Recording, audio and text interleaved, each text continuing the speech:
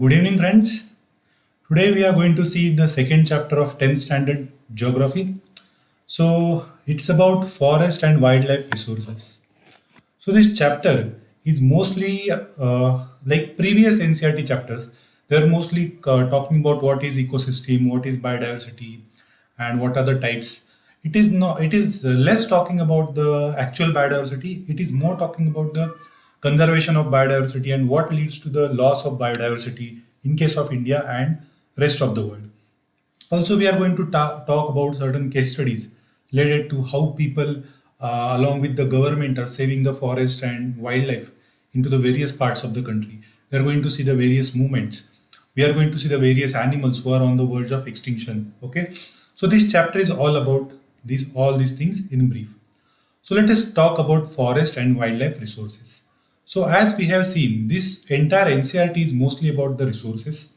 Forest and wildlife is one of the important resource. We can classify them as a biotic resource. We can classify them as a renewable resource. Getting it? So let us understand these resources and their availability in case of India. So when we are talking about India, we are talking about various species and jungle present in case of India.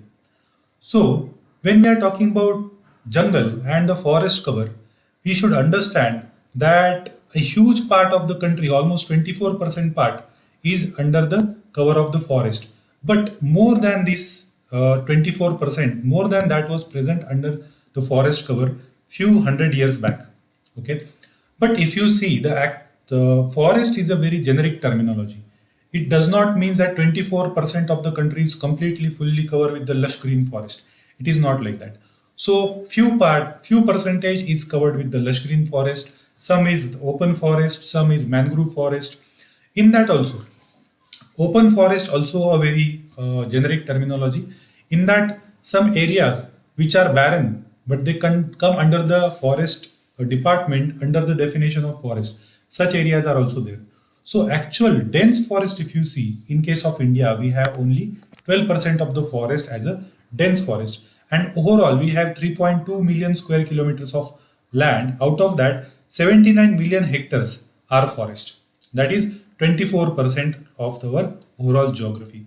So, actual forest or dense forest that you think always in your mind when you think about forest is only 12% of this 79 million hectares of forest. 9.14% is we have a open forest, and mangroves are very minuscule, that is only 0.14%. So mangrove area needs to be improved. We have almost 7,000 kilometers of coastal land around India, and only 0.14% of the area is under the mangrove. So it is very, very important to improve the mangrove cover because it helps in dealing with the natural disasters. So, state forest reports play a very important role in our exams, in prelims as well as mains. So, we have to always keep watch on the state forest reports because one MCQ at least will come from that. Okay, so definitely the dense forest cover has increased. So, we are mostly concerned about dense forest cover. That is the important cover which is going to determine the kind of life we are living, the kind of air quality, the kind of water quality that we are going to have will be determined by the overall dense forest. So this dense forest area has increased since 2013, and this increase is a joint effort by government as well as civil society. So friends, let us understand the when we are talking about plants, animals, and forests, let us understand how they have been classified by the IUCN. So, there is a particular classification of plants, animals, birds, insects by the International Union for Conservation of Nature. It is one of the international organizations which looks after the classification of plants, animals, birds.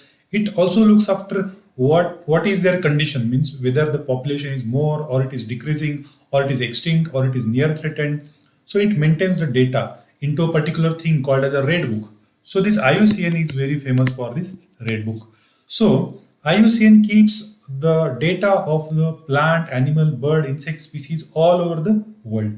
So they have classified these species of these animals, plants, and birds into some categories. So let us understand these categories. First category is a normal species. So normal species means what? their population is sufficient. They are not at all threatened by the people, or they are not threatened by the natural disaster. They can sustain a longer period of time. Like human beings, we are actually not normal, we are abnormal, we are like more than now we are creating a loss or damage to the environment. Okay, so we have cattle, sows, pine, rodents, you have cockroaches, you have rats, you have crows, you have bats. So these are the normal species. Okay. After that comes the endangered species. Endangered species means what? They are under certain threat. They have been poached. They are under loss because of the reason, like natural disaster or human-made reason, because of the development and all these things. So in future they may get extinct. Okay, if we don't take care of them, if the negative condition keeps on persisting in the area, then slowly they will start, their population will start reducing, and they may get extinct after some days. Okay, so there are certain species, though it is looking that their population is sufficient, but underlying current is that slowly they are moving towards extinction. So we have black bugs, crocodile, Indian wild ass in Gujarat, Indian rhinos in Assam, lion-tailed macaque in Kerala. Getting it? So these are the species. We can call them as an endangered species. Third type of species is a vulnerable species. Vulnerability is a lesser threat than the endangered. So vulnerable means what? So they can move into the endangered category. So IUCN has made certain rules. Okay, this much individual of the particular species is there, this much area they are occupying. In these patches it is present, then we can call it as a endangered. This many members of the species are no, are destroyed, or they have been poached or killed, or they are threatened. So we will call them as a vulnerable, or we will call it as a near threatened, or we will call them as extinct. Getting it? So vulnerable means now your population of your species has started decreasing slowly. So slowly, what will happen? Your species may be the classification would have to be moved to the endangered type of species. So these are the species who, after a few days, will be moved to the endangered category. So we have blue sheep, Asiatic elephants, Ganga dolphin. Okay, so they are vulnerable type of species. Okay. Then you have rare species. So their population is very small. Getting it? Their population is very small, and because of human activities, they can be even more small, or they can even get extinct very soon. So we have brown bear, wild Asiatic buffalo, desert fox, hornbill. So these are the few classification. So these are some of the classification. We are again going to see this classification in environment chapter in much detail, and IUCN also we are going to see in much detail. Next is the endemic species. Endemic and indigenous we have seen yesterday. So endemic species means what? Species which are found in a particular area only. It won't be found anywhere else. Okay. So they will be found in that area. They will be confined in that area because of the particular atmosphere. So, for example, Gangetic river dolphin is also endemic species. Getting it? So you have Nicobar pigeon, Andaman teal, Andaman wild pig. Mithun is one of the bull in Arunachal Pradesh. So you won't find them anywhere in the world, or you won't find Mithun in the Andhra Pradesh, or you won't find this Nicobar pigeon in the somewhere in the Delhi. Getting it? So they are called as an endemic species. Okay. Then comes the next category called as an extinct species. Extinct means what? Gone. So extinct also have two categories: extinct in wild and completely extinct. So here, extinct in wild means what? Now they are only present in the zoos. Wild in jungle, you won't be able to see them. So certain species means extinct in wild. Another is completely extinct. That means neither they are in the zoo, neither they are in the wild. Getting it? Like Asiatic cheetah. It is extinct from the India. Pink head duck. They are extinct from the India. So they are called as a extinct species. So friends, these are the categories of the different species mentioned in our NCRT. Asiatic cheetah is one of the very important example how one of the very beautiful species the India have lost. So it was there in Madhya Pradesh, it was there in Maharashtra, Gujarat, so many places it was there. But unbridled hunting and irresponsible activities of the human, these cheetahs have been extinct. So prior to 20th century, it was widely distributed all over Asia and India. But now in Asia, it's almost they are extinct. Getting it? So It was declared extinct from India in 1952 itself, just after the independence. Okay, in between, so it was a proposal to introduce this Asiatic cheetah in the Madhya Pradesh parts of Madhya Pradesh, but this proposal have been again rejected. Okay, because of the some environmental reason. Okay, so as well as political reason. So this is about Asiatic cheetah. Now let us understand when we are talking about decreasing in the forest cover, losing of the wildlife, why this wildlife is getting destroyed and why the jungles are being destroyed and why the forest cover is reduced and why this biodiversity is being decreased. So what are the reasons? So they are very very important reasons can be asked in our prelims as well as in the mains. So what is the reason for that? So first of all, people are population is increasing and many people are directly dependent upon forest and wildlife. So people will go, they will go and they will cut the fuel wood. So they will destroy the jungles. So if you are cutting the fuel wood, the birds are staying on that, animals are dependent upon that. So many people are burning this fuel wood. So what will happen? Jungles will be destroyed. Grazing is one of the activity because of that jungles are being destroyed. Okay, so grazing, some bushes will be destroyed, grasses will be gone, and many area because of the activities of the cattle, they will eat the seeds, so new jungle will not come. So grazing is also responsible for the depletion of the jungle and flora and fauna. So grazing is mostly responsible for the depletion of jungle and not directly for the flora and fauna. Colonial period is one of the biggest reason why we have very less forest cover and why the forest has been destroyed. So what they did, they replaced the endemic plantation or they replaced the jungle with their with the trees which are helpful for them for economic activities like building railways, building bridges, building houses, getting it. So railways, agriculture and commercial activities, they replaced so many plantation in various parts of the India. Post agriculture, what we did, we expanded the agriculture. Sorry, post independence, what we did, we expanded the agriculture. Why? Because poverty was very rampant. There was no food for the people to eat, even for once. You know, our Prime Minister Pandit Nehru went to the America and they gave us for asking the wheat, and they gave us wheat which used to be fed to the pigs. Okay, not even human beings. PL480, the variety of wheat. Okay, so they gave it. Sorry, PL480 was a law under which they gave the wheat to the Indian people. So that wheat was very very bad quality. Red color wheat used to be there. So that's why we increased our agriculture area. We increased the gross and net sown area. Getting it. So post independence, that also led to the loss of the forest. So they are saying that from independence to 1980s, almost 26,000 square kilometer of the forest was lost. Also, we have started the projects like dam projects. We have built the big factories, steel factories, and all. So that also we cleared almost 5,000 square kilometer of forest. Getting it. So is this is one of the uh, very sad thing that because of the development we are losing the forest. Also, forest is being lost for we can say this still we can say in the Narmada Valley, this Narmada Sagar Dam which was constructed.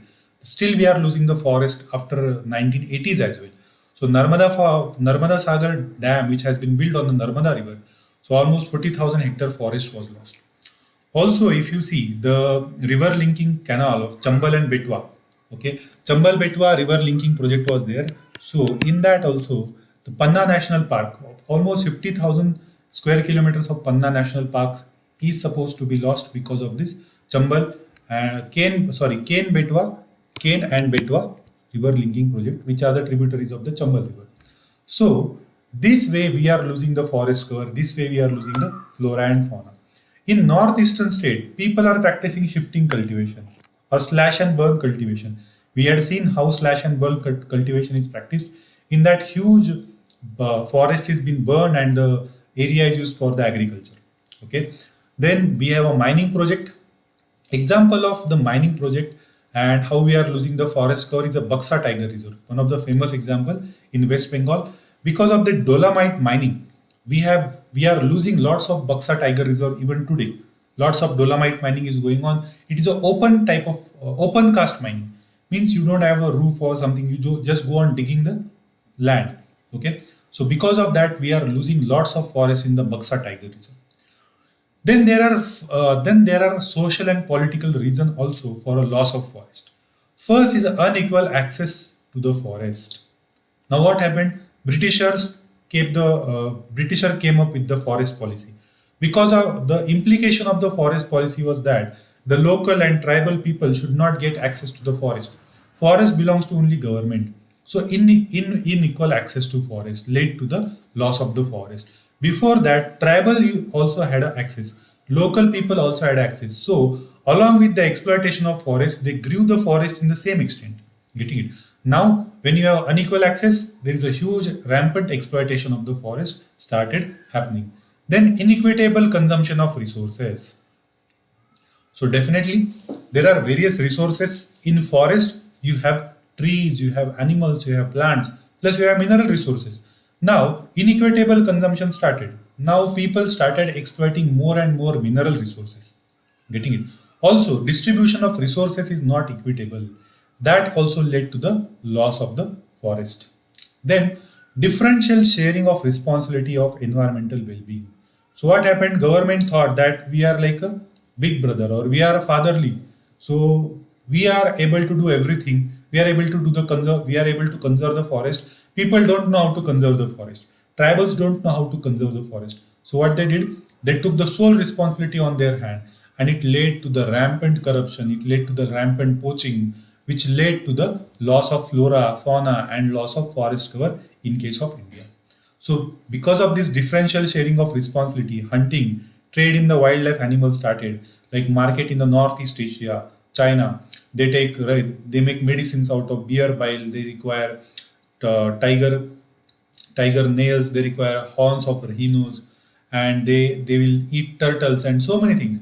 So illegal hunting and poaching started. That also led to the wildlife loss of wildlife and flora and fauna.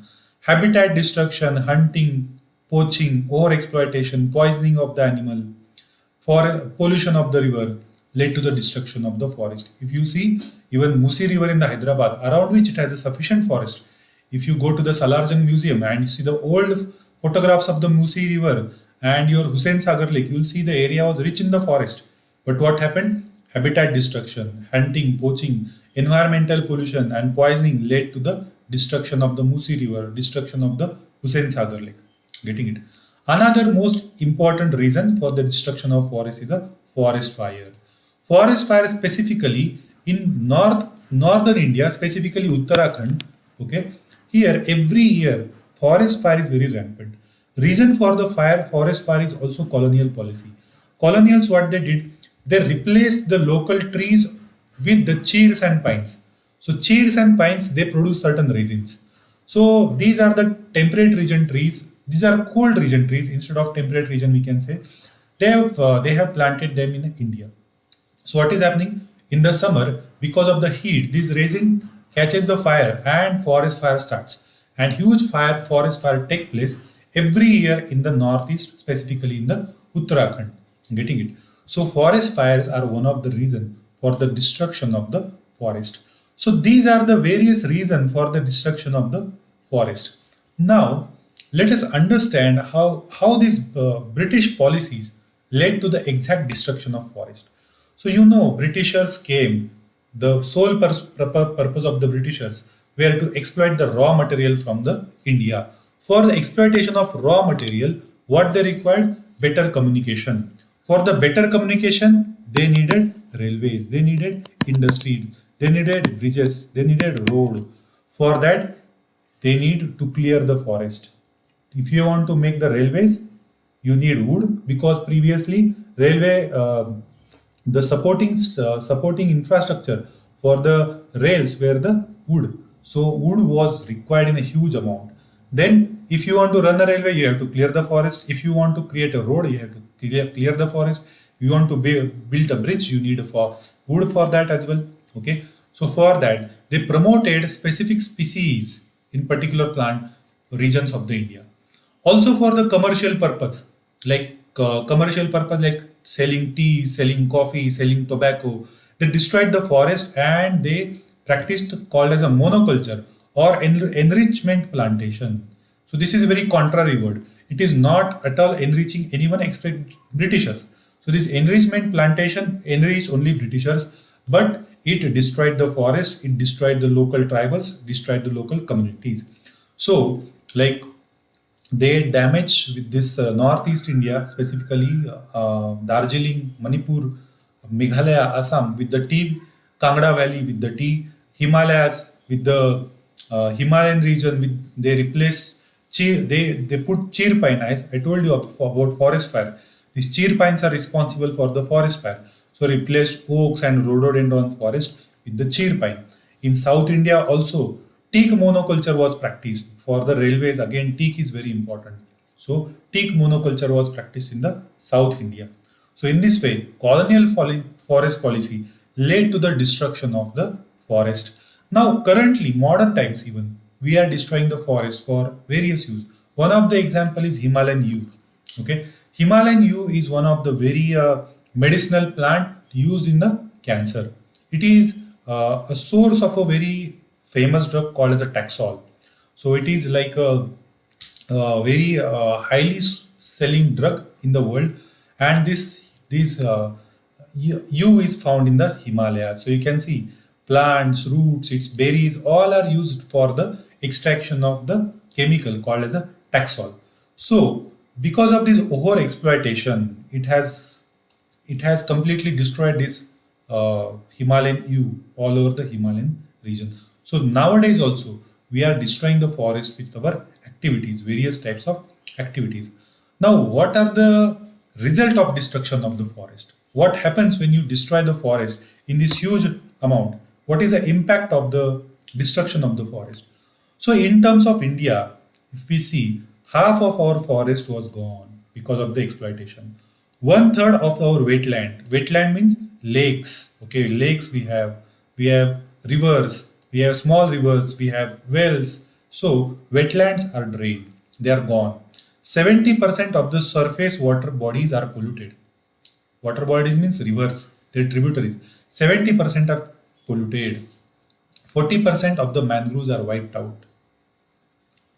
So this is the result of the destruction of forest. Getting it? Okay. So biodiversity, when forest is destroyed, it does not means only a biological loss, or it does not mean that you have just lost plants, you have just lost animals. Okay. So along with that, you lose your culture as well. You lose the unity as well. Getting it? So for example, uh, so ancient time, entire villages used to be named on the basis of trees.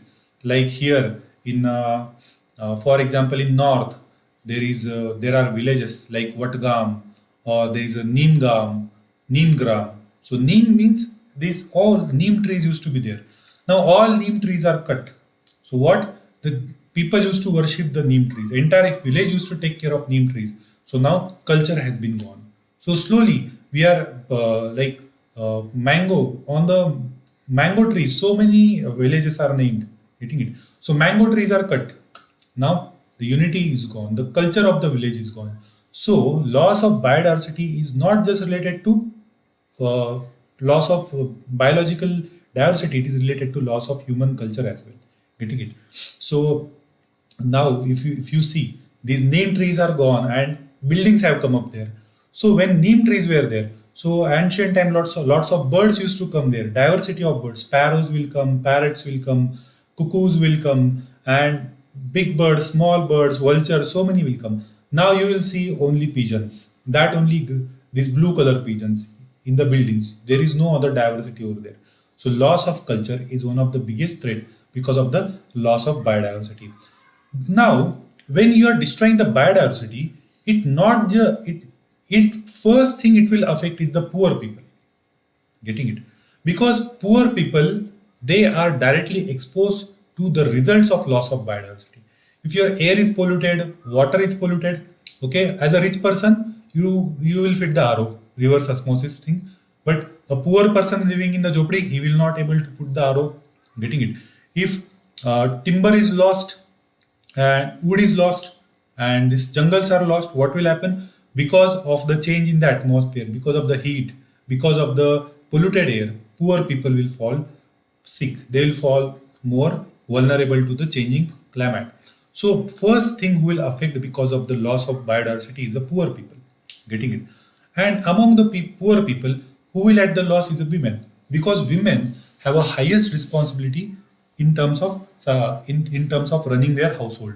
So for example, forest is lost, now woman is poor, she cannot afford the LPG, so she has to go to collect the wood.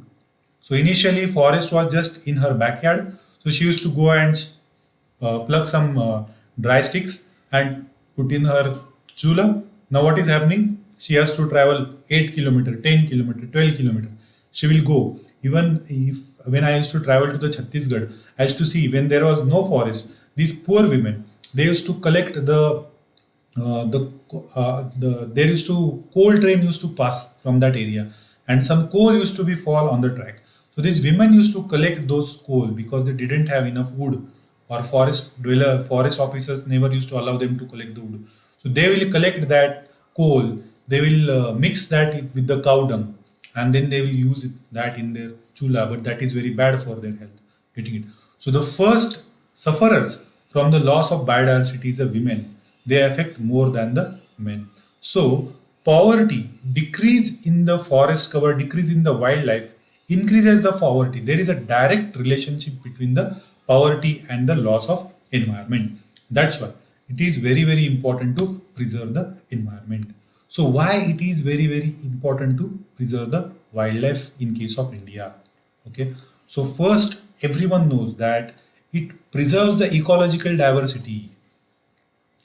Definitely, ecological diversity. You have more insect diversity, more bird diversity, more plant diversity, more animal diversity. What happens? Your ecosystem remains balanced. Your ecosystem remains clean, unpolluted, healthy. Getting it?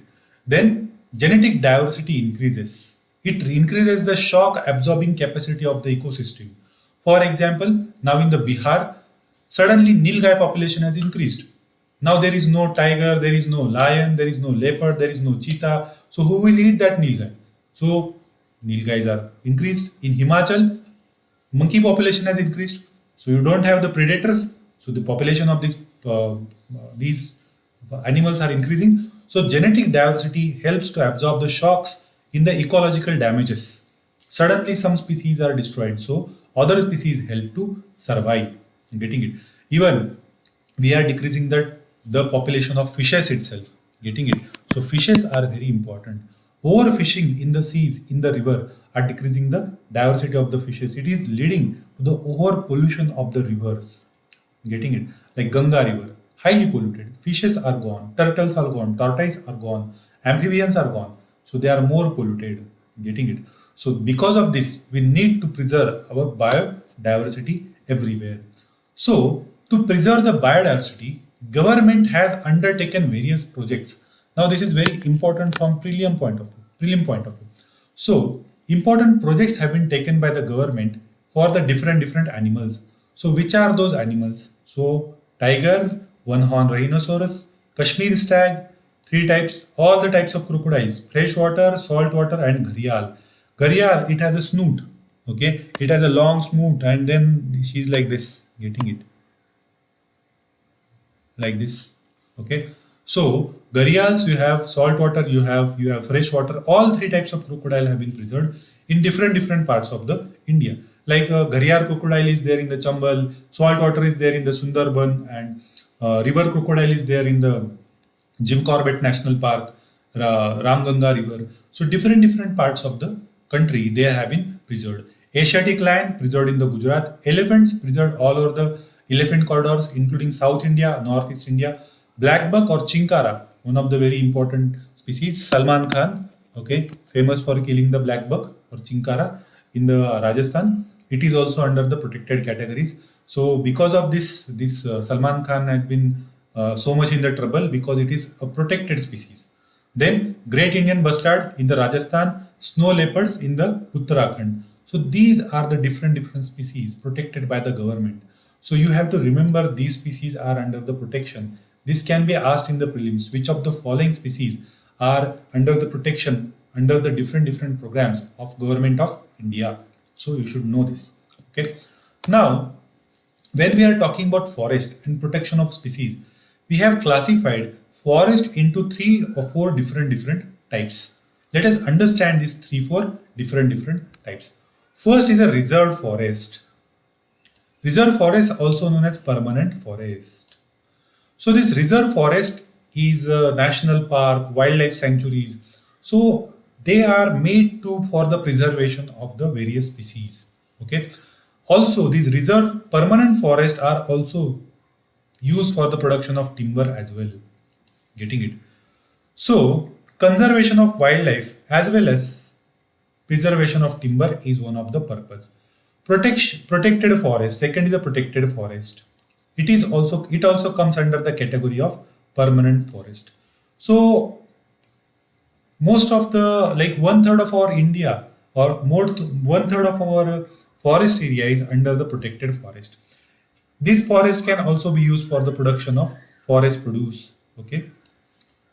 So third is a unclassed forest. So this unclassed does not come under reserved or protected forest. So what happens? The people, tribals, they themselves manage this forest. Panchayat, they manage this forest. So here Madhya Pradesh has the highest number of reserved forest, and Northeast India has a highest percentage of unclassified forest. Okay, unclassed forest is too much in the northeast area, so people practice lots of shifting cultivation over there. So this is also very important from our pre point of view. So friends, I hope you have understood this overall how conservation of forest is important and what are the reasons for the depletion of the forest. Now, how community can help in saving the forest? How individuals can help in the saving the forest? So, we have heard the various movements like Chipko movements of Sundarlal Bahuguna, okay, in the Uttarakhand, in the Himalayas. So, they used to hug the trees. So, here they successfully the stopped this industrialist from cutting the trees in the Himalayas. Getting it? So Chipko movement is very important.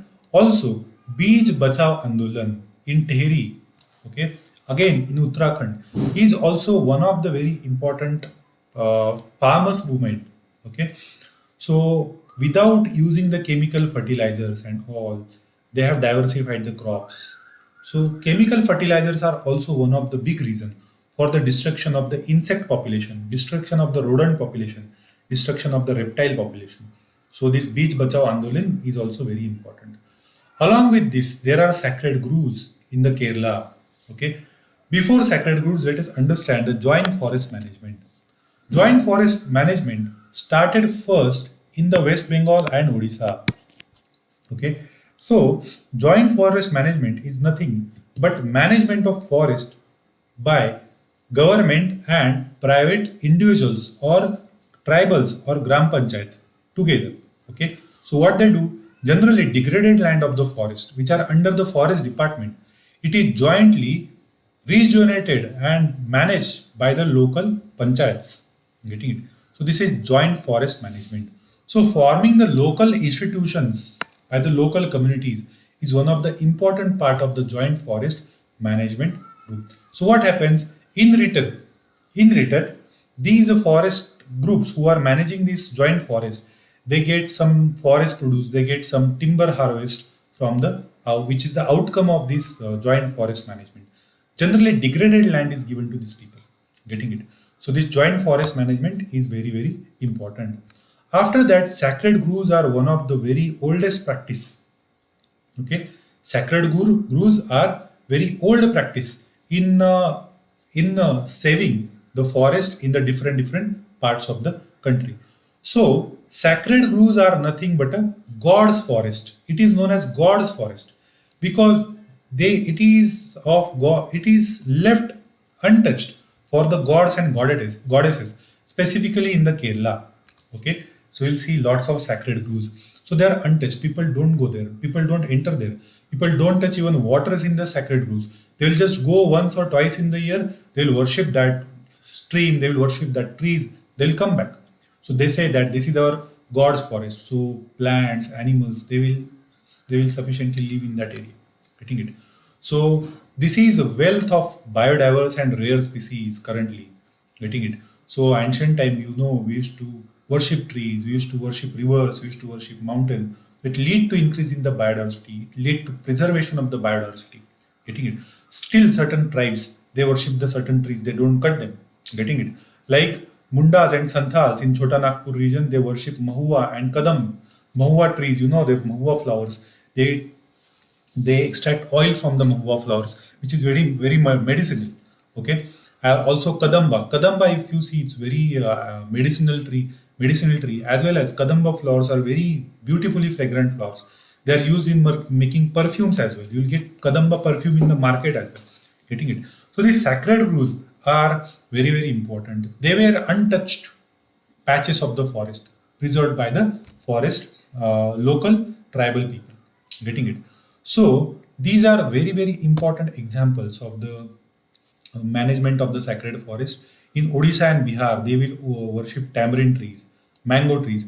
Even if you see the South India, okay, every temple, in front of every temple, we have a tamarind trees, or around certain temples, we have a kind of tamarind groves, mango groves.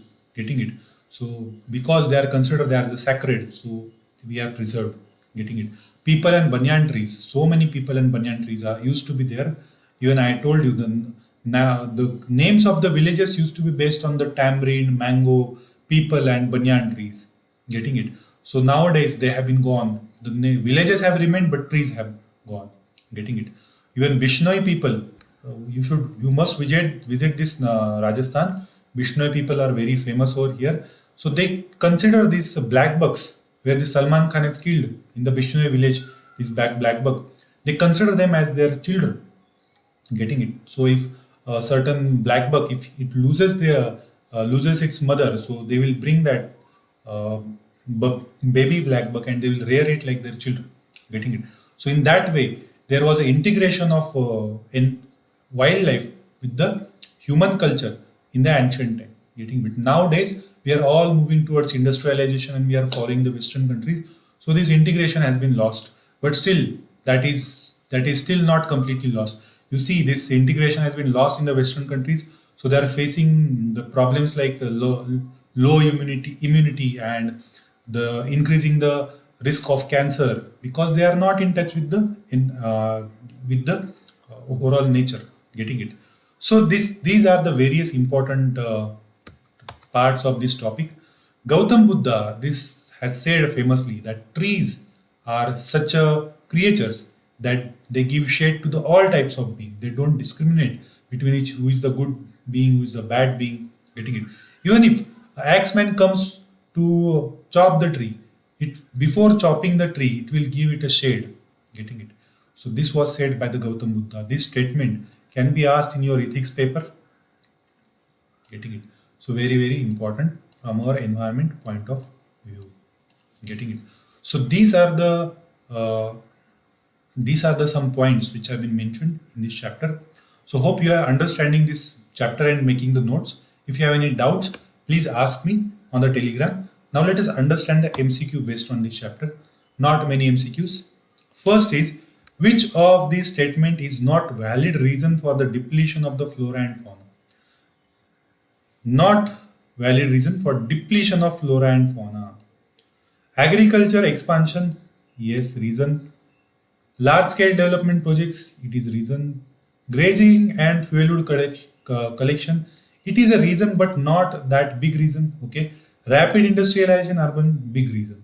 So this is a low grade reason, so we'll mark this. Okay. Which of the following conservation strategies do not directly involve the community participation? Joint forest management, yes, it involves. Beach Bachao Andolan involves. Chipko movement involves. Demarcation of wildlife sanctuary, no. State government declares the any area as a wildlife sanctuary or national park. Getting it? So these are the important points in this topic. So see you tomorrow for the next topic of the 10th standard. Thank you.